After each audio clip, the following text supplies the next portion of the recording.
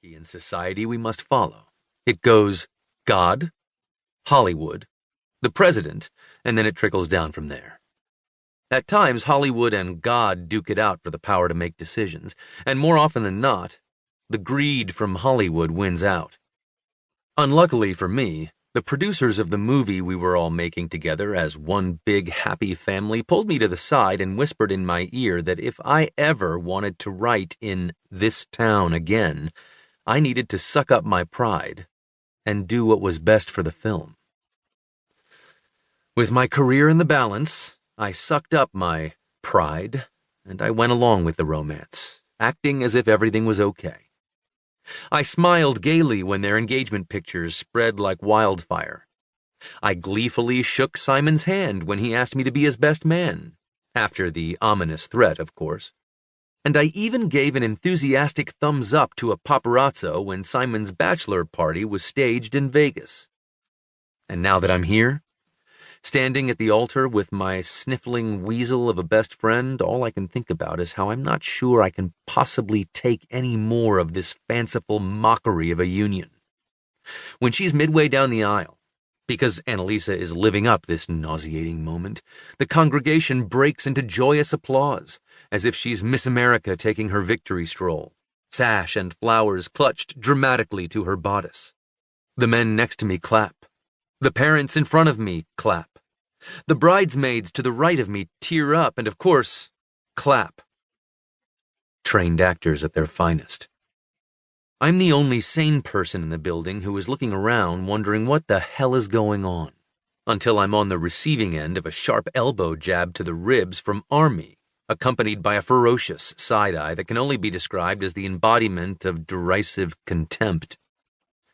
I lift my hands and offer a slow clap, laced in sarcasm. Thankfully, no one notices the true meaning behind my subtle clap. As long as I'm performing joyful noise, they don't bother considering my intent. After what feels like half an hour, Annalisa makes it to the altar, kisses her dad on the cheek, and then sucks in a sharp breath as she makes a scene of giving her besotted groom a slow once-over. And because they are expert performers, she turns to the audience, friends and family, and gestures to Simon with her bouquet. Give our groom a round of applause. Have you ever seen anyone more handsome? The best man cleans up pretty well, but who am I to argue with the bride on her wedding day? Once again, the chapel rings with clapping, and as all eyes are on us, I smile and give Simon a few claps as well, while I envision his head between my hands, and instead of clapping my palms together, I'm slapping him right in those floppy, surgically pinned back ears of his. The chapel finally calms down, people take their seats in the sturdy pine pews, and the pastor begins his speech. I tune him out. Not quite in the mood to hear about how the happy couple is the model for a perfect marriage. Instead, I stare down at the light blue wingtip shoes that expertly match my light blue Armani tuxedo, Danny Kaye style. The shoes bring me back to a time I brought Annalisa to my Boyle Heights apartment, which was littered with friendly drug dealers and ruled by an unspoken agreement. You don't rat us out, and we won't murder you in your sleep. It was a deal I didn't mind taking. Annalisa was a struggling actress at the time, so she understood the need for low rent and didn't even think twice about where I lived. Instead, we cuddled up on the futon on my floor and streamed White Christmas. I marveled at the timeless storyline, and she sighed over the costumes, declaring that one day she was going to marry a man who wore a suit that matched his shoes. I promised her that on her wedding day, I'd make that happen.